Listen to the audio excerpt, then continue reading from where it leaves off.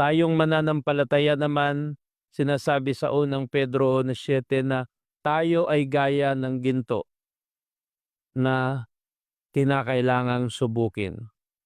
Kailangang malaman kung gaano tayo katotoo, kung gaano tayo, halimbawa sinasabi nating matatag tayo.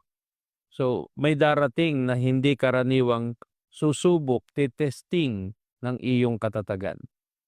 Sinasabi natin, mayroon tayong kapayapaan sa Diyos. Pag panindigan mo na may kapayapaan ka sa Diyos, may darating na isang sigwada sa buhay mo, makikita natin kung sa gitna ng sigwada ng buhay na iyon, ay talaga bang may kapayapaan ka sa Diyos. Minsan sinasabi nating mabait tayo, kaya may darating naman na susubok kung hanggang saan at kung totoo ang iyong kabaitan.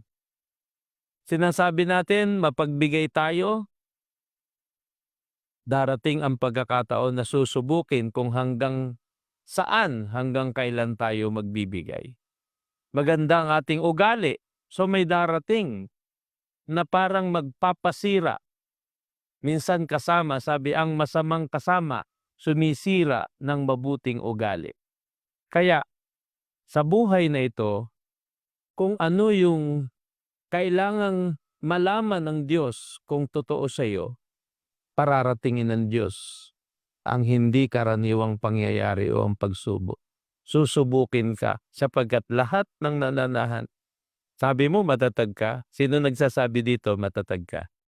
Kailangan malaman ng Diyos kung gaano ka katatag. May nagsasabi ba rito na ikaw payapa, may kapayapaan? May darating sa iyo na parang magpapabalisa ng buhay. Kaya sinusubok ang lahat ng bagay. Meron kang pananampalataya, matatag ang pananampalataya mo, susubukin ka. Kaya kung may dumating sa iyo, ang titingnan mo lang agad, baka ito na yung sinasabi ng salita ng Diyos.